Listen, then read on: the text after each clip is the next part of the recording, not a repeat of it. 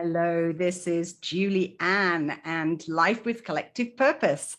And today I am going to be talking about manifesting and the confusion that you can have between manifesting and your ego tricking you.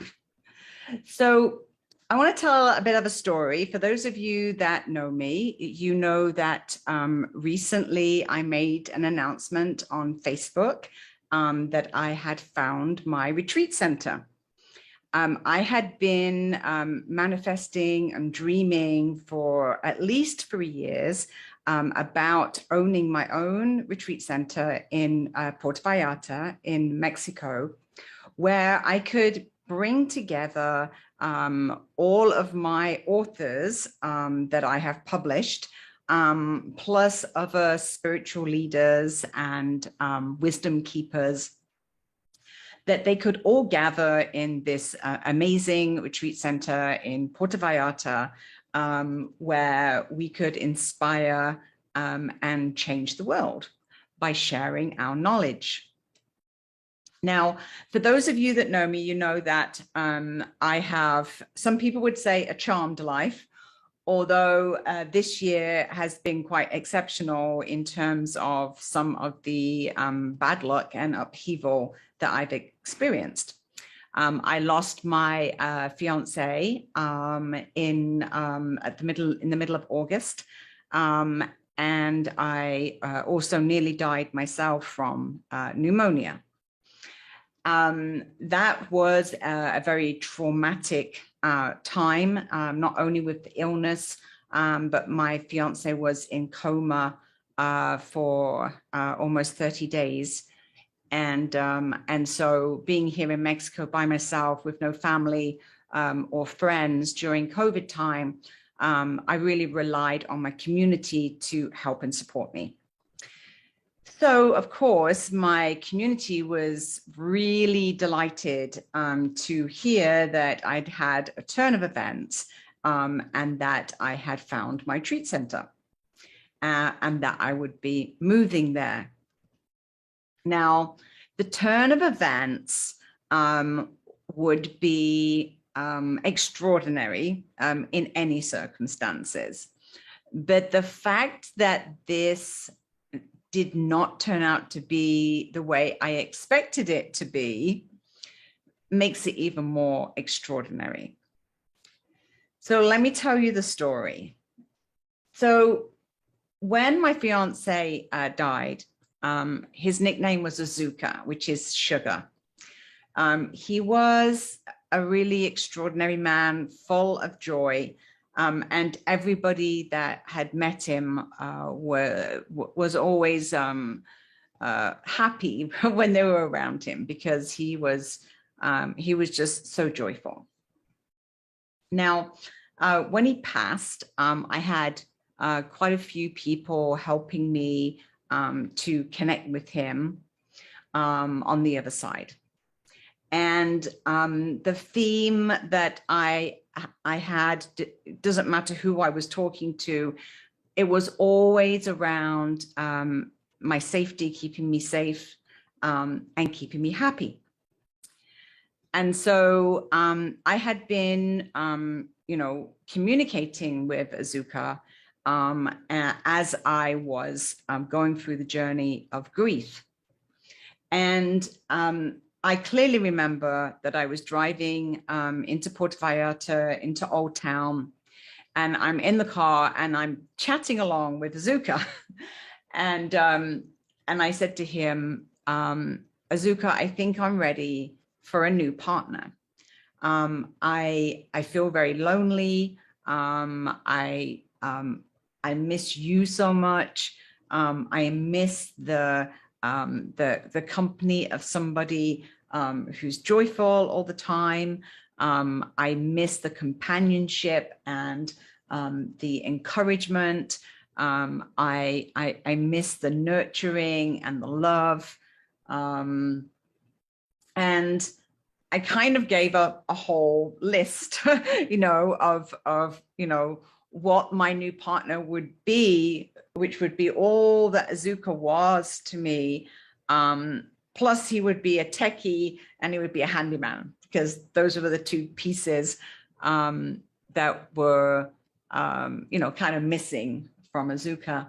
And then I also said, it would be really, really good as well if he was, young and handsome and, all the things that, you want from a young and handsome man. So I put the word out there, and it seemed that as soon as I said that suddenly I was attracting a lot of connections with young men, and that can be unusual in Puerto Vallarta.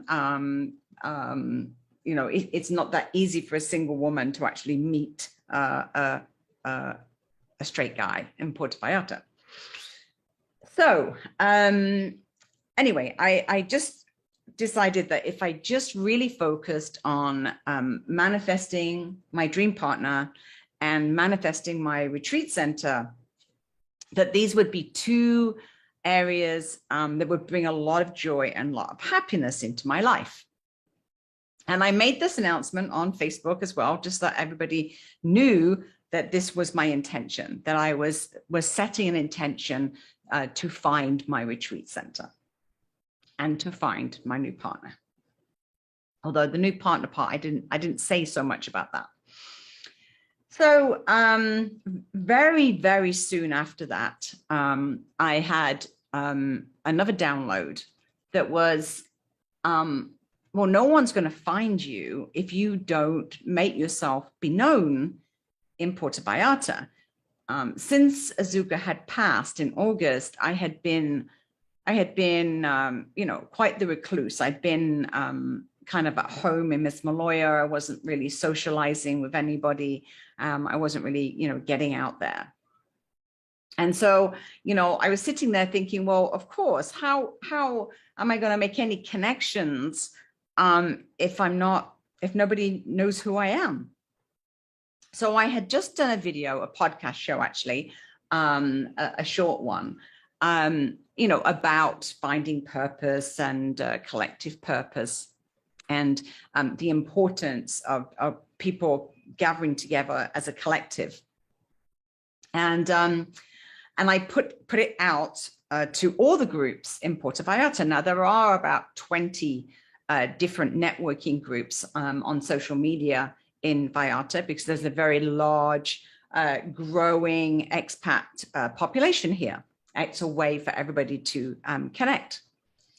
And so one of those networks that I had put out my video was a network called Digital Nomads.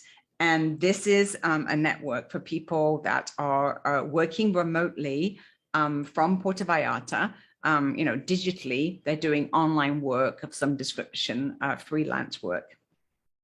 And I had a contact from a young man called Vicente. And he said to me, oh, I saw your podcast show, and I thought you would be interested to come along to Artis Mentales. It's a flotation center, and you can meet John, who facilitates it, and he does coaching. So without any hesitation, I just said yes. And because, of course, I'm following the breadcrumbs of manifesting, which is, you follow the clues, you look for coincidences, you follow your intuition. And so I grabbed my podcast equipment, and the very next day headed up to Cinco de Diciembre area of Puerto Vallarta. And as I'm driving up and up and up the hill to the very top of the hill, the houses are getting more spectacular. The villas are just beautiful, and a lot of the traditional Spanish architecture.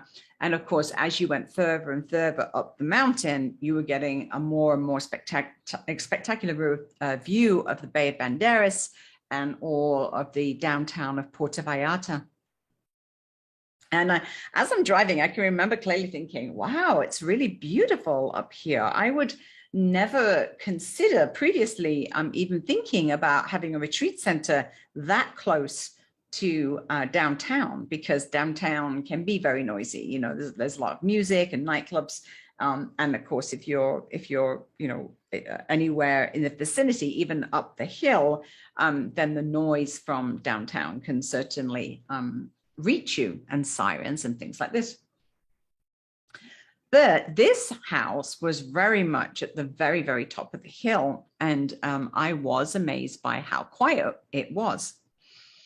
And as I stood outside the property, I was impressed by the grandeur of it. It had a, you know, very large wooden door, big archways, and turrets, and, you know, very grand property.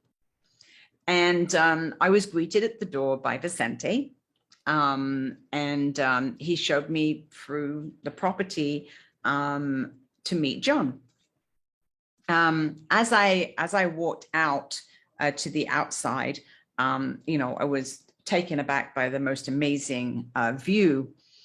And John introduced himself to me, and as I'm looking around the property, I happened to look over you know, the edge of the building, and there was a casita, and I said, "Oh, that's is that your property as well?"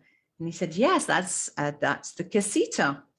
It belongs to the property, and in fact, our tenants have just moved out. If you know anybody who's interested in renting." Of course, my mind is going like crazy, because this is the first time I had seen this area, and I was impressed by the area. I said, "Oh, actually, you know, I may be interested myself." Anyway, we continued to talk, and as a continuation of that conversation, I had mentioned the reason why I was thinking of moving was because my fiance had died, and I was now living in this quite large property by myself in Miss Maloya, which is, you know, it's in the jungle. It's very isolated. Great if you're a couple, not so great if you're by yourself. And then as I told him that story, John said to me, "Well, that's a coincidence, because I actually lost my partner, Sandy, around the same time." And I said, "Wow, that's amazing. Well, that's an amazing coincidence." And just as I said that, there was a large bumblebee that kind of buzzed in front of my face, and I had used this in meditation as a sign. You know, if I was going down the right path towards manifesting my dreams, this sign would be there. So I'm looking at all these coincidences, and then John said to me, in fact, Sandy had said to me when she passed, because I said to her, "You know, what's going to happen to this place after you leave? You know, you're the one that's been bringing all the customers. You're the one that's been bringing the energy and the light. You know, I don't know how to run this retreat center. What's going to happen?" And she had told him, "Don't worry, a woman will be coming along. She's going to take care of everything, and she's going to bring a lot of light and energy and people to the retreat center." And so then he kind of looked at me and he smiled and he said, "And there you are." So I kind of laughed and showed me around the building. It was 6 bedrooms. It had a really large living room space. You could easily fit 100 people. And immediately I can see the picture of events there. I can see, you know, like a Sunday gathering of spiritual people. I can see music events. I can see salsa events. I can see writing retreats. I can see spiritual gatherings. I could see pool parties. You know, there was all these things that I was visualizing, you know, art therapy retreats and meditation and dance classes and yoga, and, you know, like literally it was like a vision that I could see. And so I took that as a sign. I took that as a sign that my dream for a retreat center was manifesting. And John was encouraging me and saying, "You know, you can just come and do what you want with this building. You know, I just have one room in this property." And with Sandy not being here, there's no business, the place is dead. So you're welcome to come here. You can stay in the main house if you want. You can rent the casita, just whatever works. And I was like, wow, that was easy.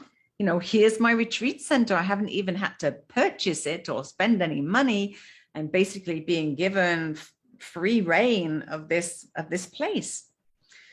So it was kind of a no-brainer. So I immediately thought, okay, that's it then. So I'm going to pack up Miss Maloya, pack up the apartment. It was on a lease, so I had 6 months left of my lease agreement. So I started getting the word out to sublet to one of my friends for the rest of the period, and I started to pack up.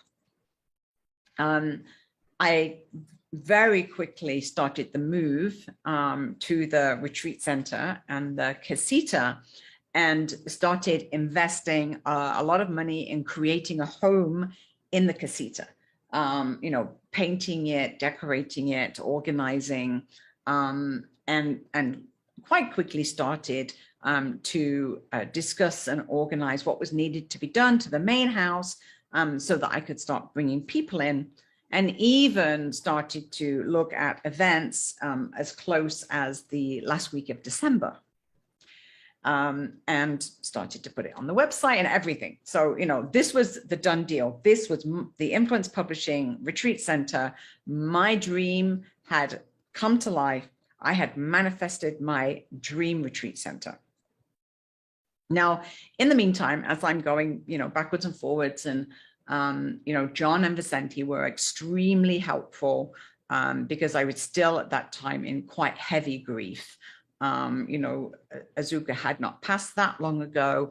And, it was difficult for me to maintain, all that was happening, and to, continue with the grief journey, as well as now cope with this extra chaos of moving house. So John and Vicente were very helpful in terms of being supportive and loving. John said, this is your new family, you never have to be alone again. Vicente was very helpful. He was coming to the house and helping me move things, and, helping me clean up the casita. And kind of before I knew it, Vicente had become a very good friend. He was coming down to the casita. We were having a glass of wine at nighttime as we were organizing the house. We were having very deep spiritual conversations.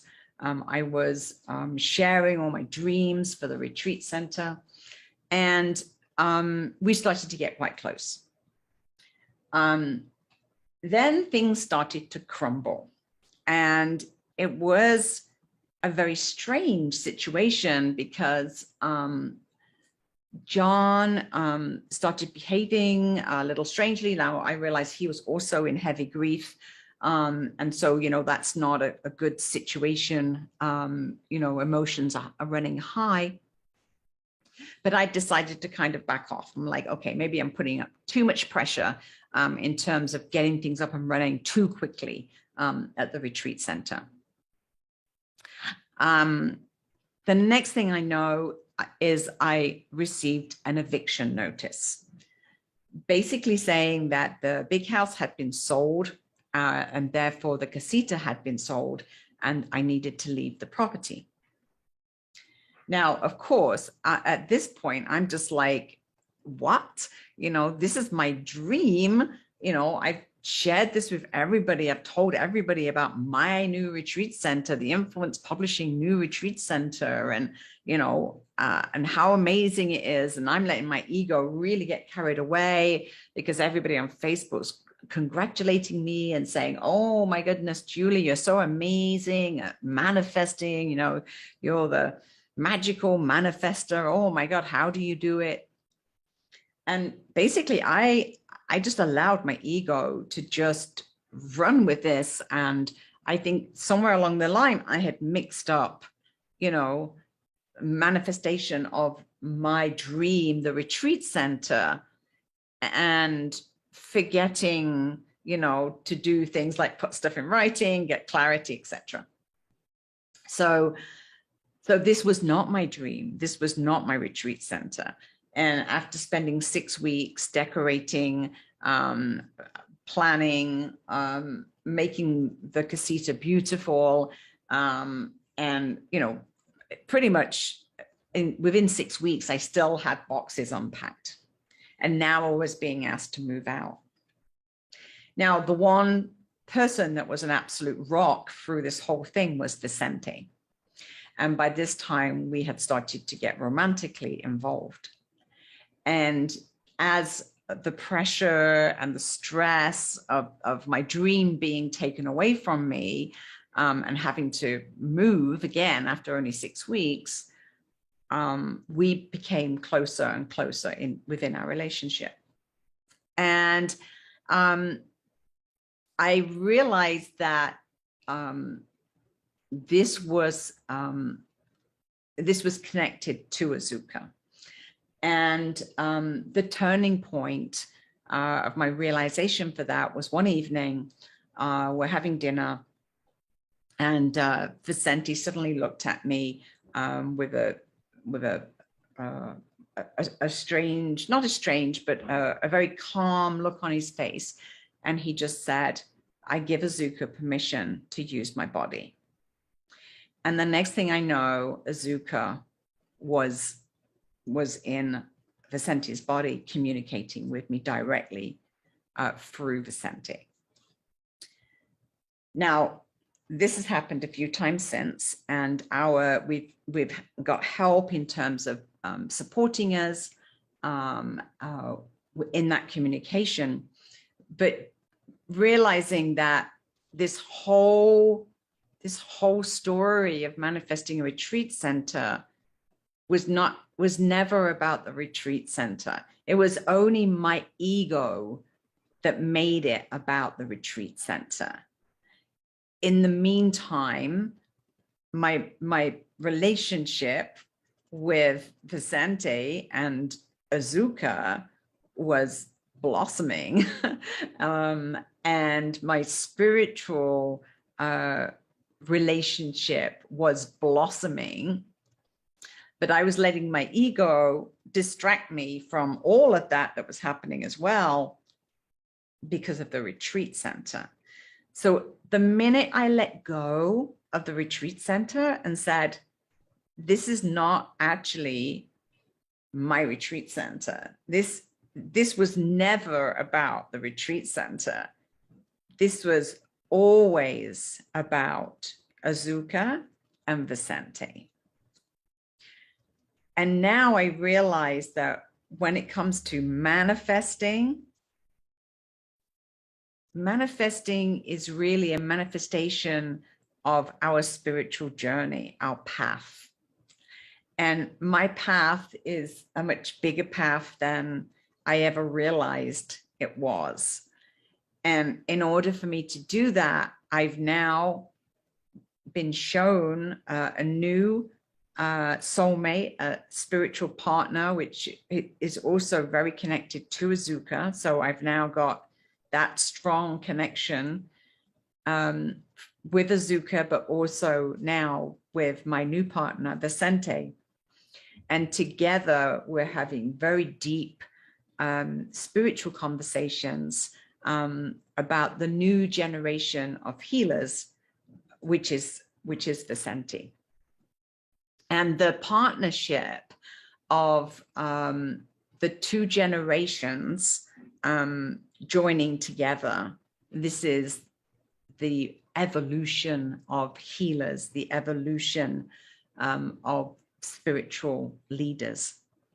So it's a very significant path of my personal journey, my personal spiritual journey. And now I am back in Miss Maloya, back in my old apartment, and just delighted to be back here. I have put that whole event now as an experience, not about the retreat center and manifesting a retreat center, but actually looking for the next step in my spiritual journey with my new soulmate, supported also by Azuka. And so, you know, my message at this time of the year where we're approaching Christmas and approaching the new year is, yes, you can manifest your dreams, but don't be attached to them, because there may be something much bigger, a much bigger purpose than you could possibly ever know. And what you really need to do is to just follow those clues, let the divine guide you, ask for guidance, and don't be attached to the outcome. Don't be attached to your version of your dream, because there's a much bigger purpose, a much bigger agenda, a much bigger collective purpose that is happening. And I now know that meeting Vicente gives me the support to be able to continue this spiritual journey of collective purpose and the bridging of two age groups from 30 up to 60 and beyond. But the bridging of those two generations of healers, and the 40 to 60 year olds mentoring and helping the 30 to 40 year olds, which are the new generation, the new evolution of healers that are all waking up right now. That is the manifestation, not the retreat center. So listen to the guidance, but don't be attached to the outcome, because you might actually be surprised that what the divine has in store for us is much bigger than we could have ever imagined. Thank you, and keep living life with collective purpose. Bye for now.